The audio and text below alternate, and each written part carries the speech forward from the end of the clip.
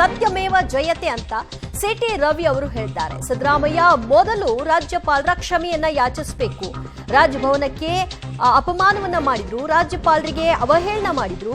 ಈಗ ಸುಳ್ಳು ಮುಚ್ಚಿ ಹೋರಾಟ ನಡೆಸಲಿಕ್ಕೆ ಸಾಧ್ಯನಾ? ರಾಜೀನಾಮೆ ಕೊಟ್ಟು ಕರ್ನಾಟಕದ ಘನತೆ ಉಳಿಸಿ ಮುಖ್ಯಮಂತ್ರಿಗಳೇ ಅಂತ ಕೋರಿದ್ದಾರೆ ಸಿಟಿ ರವಿ. ಅರ್ಜಿಯನ್ನು ಈಗಾಗಲೇ ಹೈಕೋರ್ಟ್ ವಜಾ ಮಾಡಿರೋ ಹಿನ್ನೆಲೆಯಲ್ಲಿ ನಮ್ಮ ಜೊತೆ ಸಿಟಿ ರವಿ ಅವರಿದ್ದಾರೆ. ಮುಂದಿನ ಹೋರಾಟ ಬಗ್ಗೆ ಮಾತಾಡ್ತಾರೆ. ಸರ್, ಈಗ ನಿಮ್ಮ ಹೋರಾಟಕ್ಕೆ ತಾರ್ಕಿಕ ಅಂತ್ಯ ಸಿಕ್ಕಿದೆಯಾ, ಬೆಲೆ ಸಿಕ್ಕಿದೆಯಾ ಅಂತ?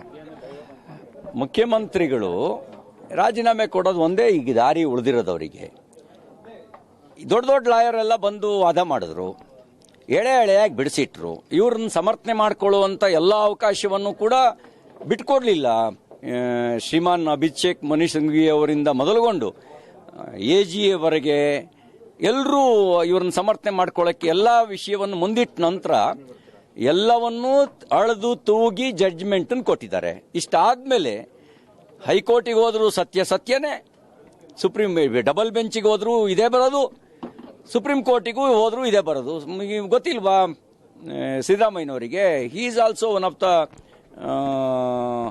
ಲಾ ಗ್ರಾಜ್ಯುಯೇಟ್, ಹಿ ನೋ ಎವ್ರಿಥಿಂಗ್, ಎಲ್ಲ ಗೊತ್ತವರಿಗೆ. ನೀವು ರಾಜೀನಾಮೆ ಕೊಡಿ ಅಂತ ಆಗ್ರಹ ಮಾಡ್ತಾ ಇದ್ದೀರಾ. ರಾಜೀನಾಮೆ ಕೊಡ್ತಾರೆ ಅಂತ ನಿರೀಕ್ಷೆ ಇದೆ ನಿಮಗೆ? ಈಗ ಅಂಗೈ ಹುಣ್ಣಿನಷ್ಟು ಸ್ಪಷ್ಟವಾಗಿ ಹಗರಣ ನಡೆದಿರೋದು ಎಳೆಯಾಗಿ.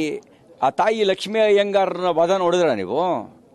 ರಾಗವನ್ನು ಹೆಂಗೆ ಬಿಡಿಸಿಟ್ರು ಅಂತ ಹೇಳಿದ್ದೀರಾ? ನೋಡಿದಿರಲ್ವಾ? ತುಷಾರ್ ಮೆಹ್ತಾ ಅವ್ರವ್ರದೆಲ್ಲ ನೋಡಿದಿರಲ್ಲ. ನೋಡಿದ್ಮೇಲೆ ಇನ್ನೂ ಮುಚ್ಚಿಟ್ಕೊಳ್ಳೋಕೆ ಎಲ್ಲಿದೆ ಜಾಗ? ನೀನು ಮುಚ್ಚಿಟ್ಕೊಳ್ಳೋಕೆ ಆಗಲ್ಲ. ಇದ್ರ ಜೊತೆಗೆ ವಾಲ್ಮೀಕಿ ಹಗರಣನೂ ಸುರುಳಿ ಸುತ್ತಕೊಂಡಿದೆ, ಅರ್ಕಾವತಿ ಹಗರಣನೂ ಕೂಡ ಕಾಲಿಂದ ತಲೆವರೆಗೂ ಸುತ್ತಕೊಂಡಿದೆ. ಇಂಥ ನೂರಾರು ಹಗರಣಗಳಿದಾವೆ. ACB ಇಲ್ಲಿ ಮುಚ್ಚಾಕೊಂಡವೆಲ್ಲ ಹೊರಗೆ ಬರ್ತವೇನೋ ಭಯ ಅವರಿಗೆ ಅಷ್ಟೇ. ರಾಜೀನಾಮೆ ಕೊಡಿ ಅಂತ ಹೋರಾಟ ಮುಂದುವರಿಸ್ತಿರೋ ಅಥವಾ ರಾಜೀನಾಮೆ ಕೊಡದೇ ಇದ್ರೆ ಮುಂದಿನ ಹೋರಾಟ ರೂಪಿಸ್ತಿರೋ? ಇದಕ್ಕಿಂತ ಜಾಸ್ತಿ ಬಂಡತನ ಮಾಡಲ್ಲ ಅಂತ ನಾವು ಅನ್ಕೊಂಡಿದೀವಿ. ಬಂಡತನ ಮಾಡಿದ್ರೆ ಏನ್ ಮಾಡಬೇಕು ಅಂತ ನೋಡೋಣ. ರಾಜೀನಾಮೆ ಕೊಡ್ಲಿಲ್ಲ ಅಂದ್ರೆ ಏನು ಸರ್ ಮುಂದಿನ ಕ್ರಮ?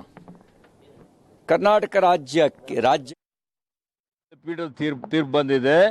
ಮುಂದೆ ಇವತ್ತು ನಮಗೆ ಜುಡಿಷಿಯರಿ ಮೇಲೆ ಸಂಪೂರ್ಣವಾದಂತ ಭರವಸೆ ಇದೆ. ಮೇಲ್ಮನೆಯಲ್ಲಿ ನಮಗೆ ಯಾವ ಬದಲಾವಣೆ ಯಾಕೆ ಆಗ್ತದೆ? ಏನ್ ಕಾರಣಕ್ಕಾಗ್ತದೆ? ಪ್ರಾಸಿಕ್ಯೂಷನ್ ಇಲ್ಲ, ಏನಿಲ್ಲ, ಪರಿಶೀಲನೆ ಮಾಡ್ತಾರೆ ಏನಿದೆ ಅಂತ ಹೇಳಿ. ಇವತ್ತೆಲ್ಲಿ ಏನಾಗಿದೆ ಹೇಳಿ, ನೀವೇ ಹೇಳಿ. ಭಾರತೀಯ ಜನತಾ ಪಕ್ಷ ನಾಯಕರುಗಳ ಮೇಲೆ ಮೇಲಿನಿಂದ ಕೆಳಗಿನವರೆಗೆ ಇವತ್ತು ನೋಡಿ, ಎಲೆಕ್ಟ್ರಲ್ ಬಾಂಡ್ ಅಲ್ಲಿ ಸರ್ವೋಚ್ಚ ನ್ಯಾಯಾಲಯನೇ ಹೇಳ್ತು ಇದು ಸಂವಿಧಾನ ವಿರೋಧಿ, ಇದರಲ್ಲಿ ಬಹಳಷ್ಟು ಲೂಟಿ ಆಗಿದೆ. 8,500 ಕೋಟಿ ರೂಪಾಯಿ